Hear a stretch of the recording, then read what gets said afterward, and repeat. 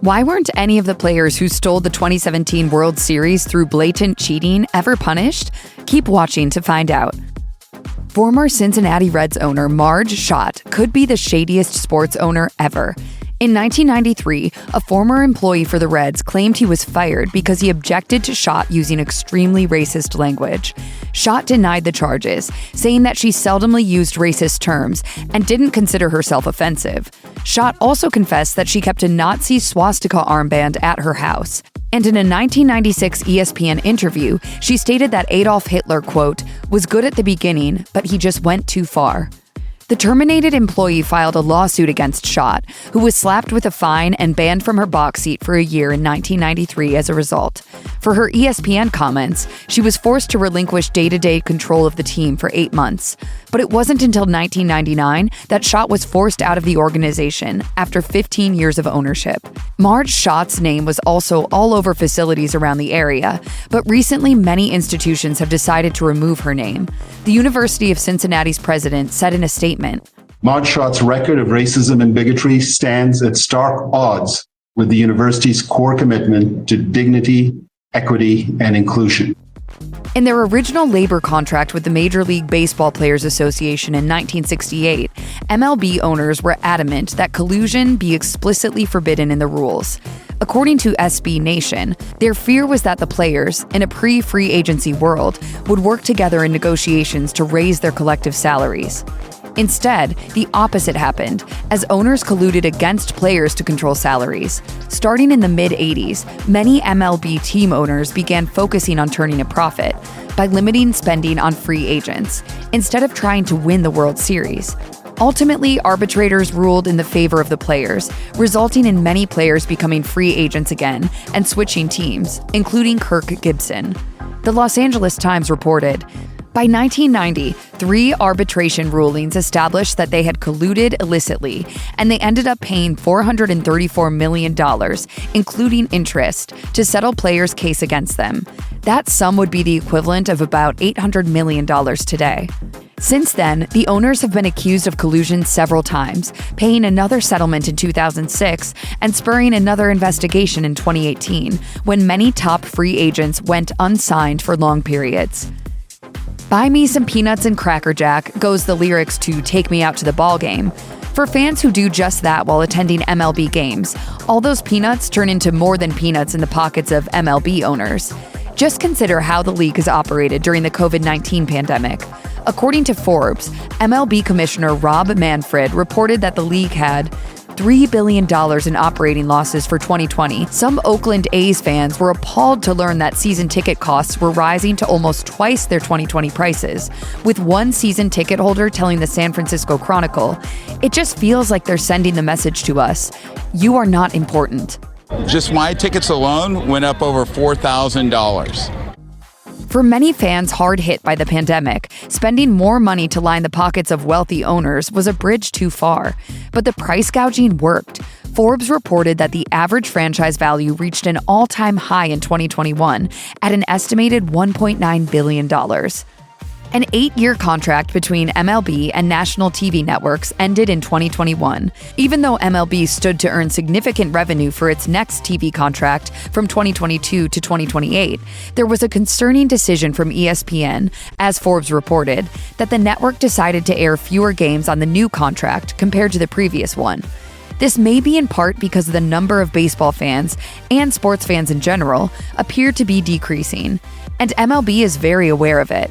The league's chief operations and strategy officer, Chris Marinak, told the New York Times, "It's critical to reach a younger portion of the fan base. They have the longer span of fandom. We need to do a better job of communicating to Gen Z what it means to be a fan." MLB has tried to do this with several new initiatives.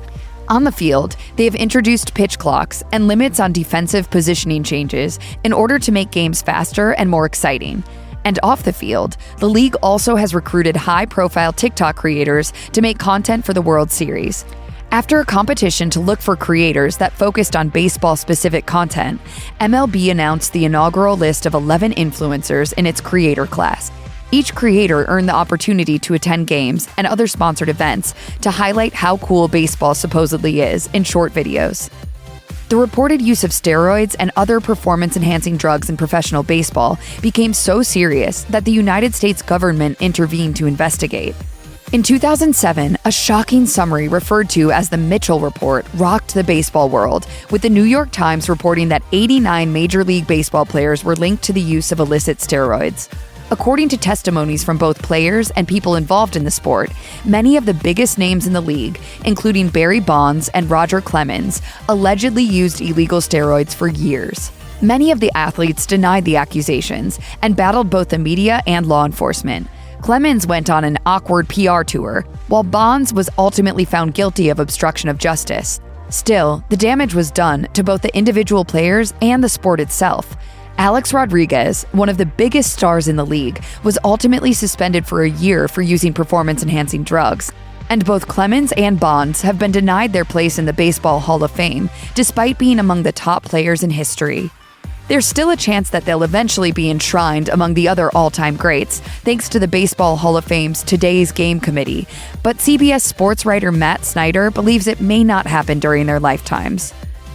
Though the nation's favorite pastime has long been a source of entertainment for fans of all ages, it has also revealed an ugly truth about inequality in the country. According to MLB itself, for nearly 60 years, baseball was a segregated sport, as the American and National Leagues that formed Major League Baseball unofficially banned African Americans from their ranks. Black athletes had been part of baseball from the game's earliest roots, with the National Baseball Hall of Fame recording black baseball players as far back as the 1850s. But with the surge of Jim Crow laws and racist sentiments in the early years of the 20th century, black players were systematically excluded from MLB. Those players formed barnstorming teams, traveling around the country to play anyone who would take them on. Ultimately, the Negro National League was founded in 1920, and with the addition of other leagues, these became collectively known as the Negro Leagues. One of the most famous black players in baseball history is Jackie Robinson, who joined the Brooklyn Dodgers in 1947, breaking MLB's color barrier. It was a momentous occasion, but the superstar still had to deal with hatred from both fans and players alike.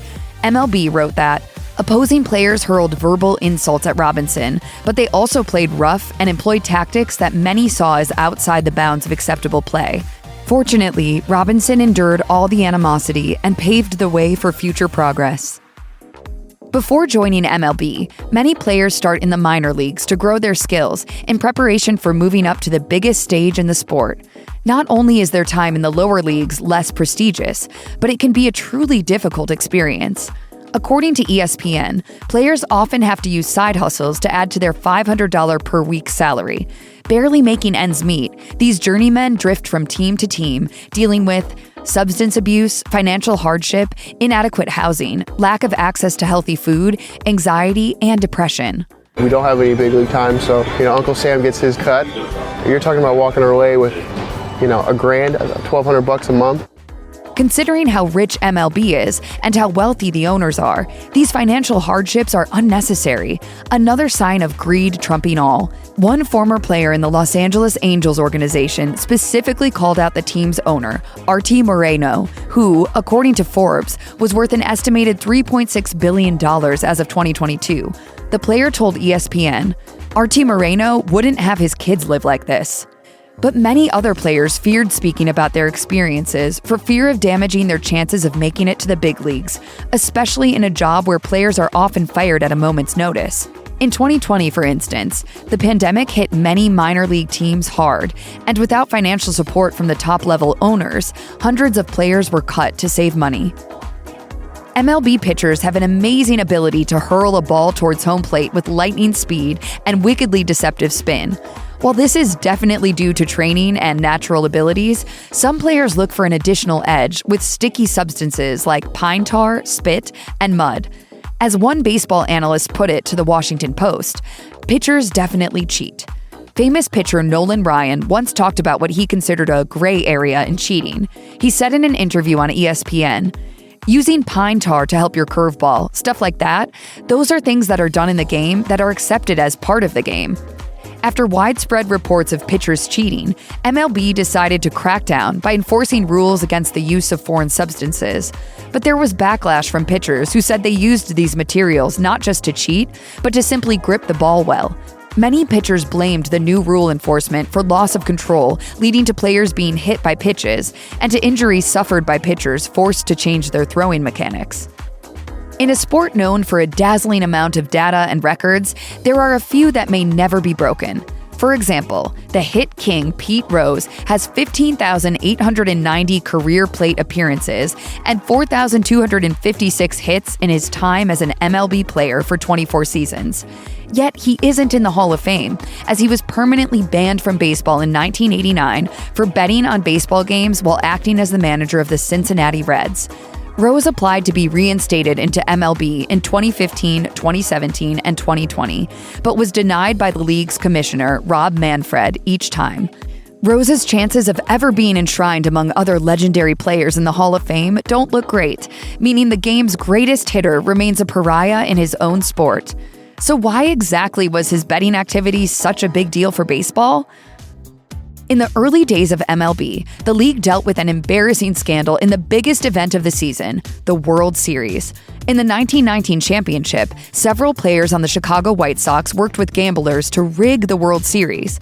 They intentionally threw games so that the underdog Cincinnati Reds would win the series, allowing gamblers in the know to rack up huge wins. After losing several games of the best-of-9 series, some of the players apparently wanted their money. When they didn't receive the amounts promised by the gamblers, the team vowed to try and start winning games. However, the folks in organized crime didn't take kindly to this, and players later suggested they had received threats against their families. Ultimately, the White Sox lost in 8 games, giving the Reds their first World Series victory.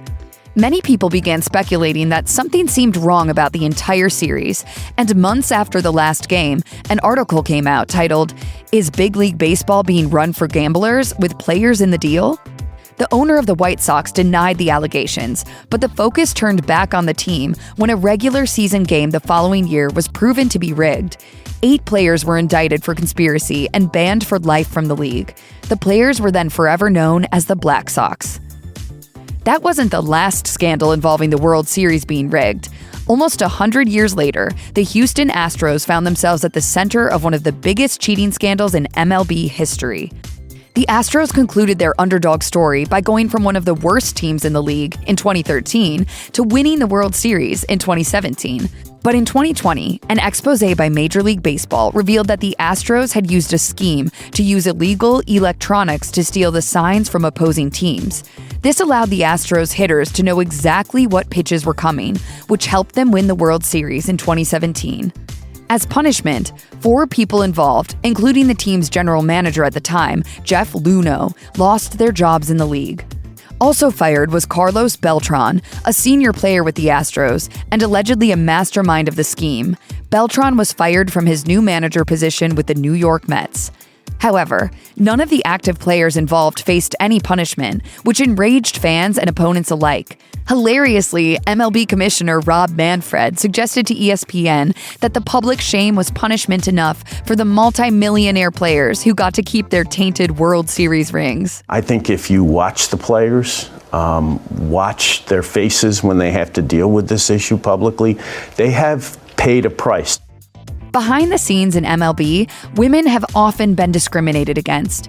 In 1977, Melissa Ludke sued the league when she was a reporter for Sports Illustrated because she was denied entry to clubhouses at Yankee Stadium due to her gender.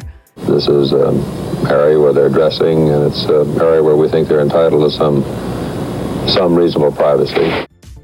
Decades later, after new sexual harassment allegations surfaced in the league, Ludke told the Los Angeles Times that she was disappointed at how little progress Major League Baseball had made.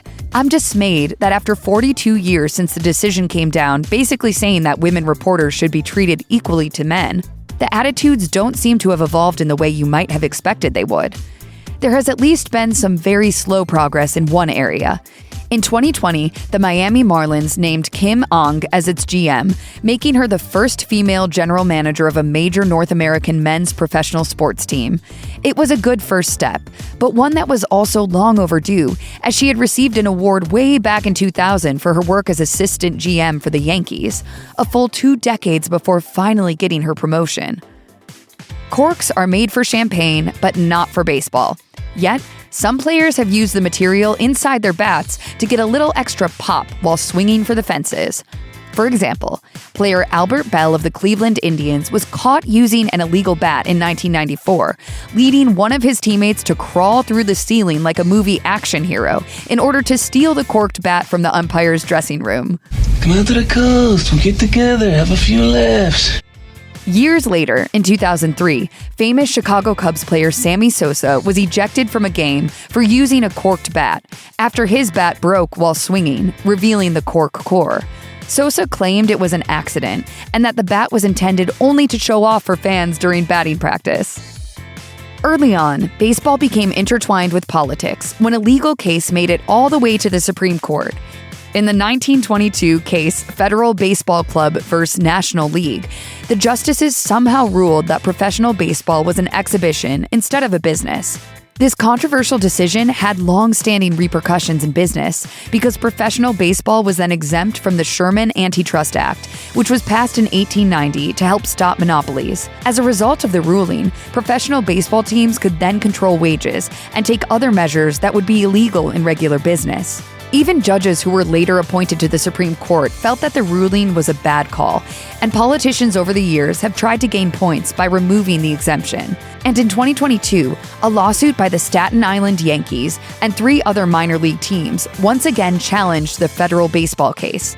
So far, though, MLB's government-sanctioned monopoly still remains. At the end of the 19th century, the Cleveland baseball team was officially called the Spiders. But thanks to the presence of Louis Sockalexis, a Penobscot Indian from Maine who is widely considered the first professional baseball player with Native ancestry, fans started calling the team the Cleveland Indians. After the Spiders were dissolved, a new Cleveland baseball team started up, and after several name changes, they officially adopted the name Cleveland Indians in 1915.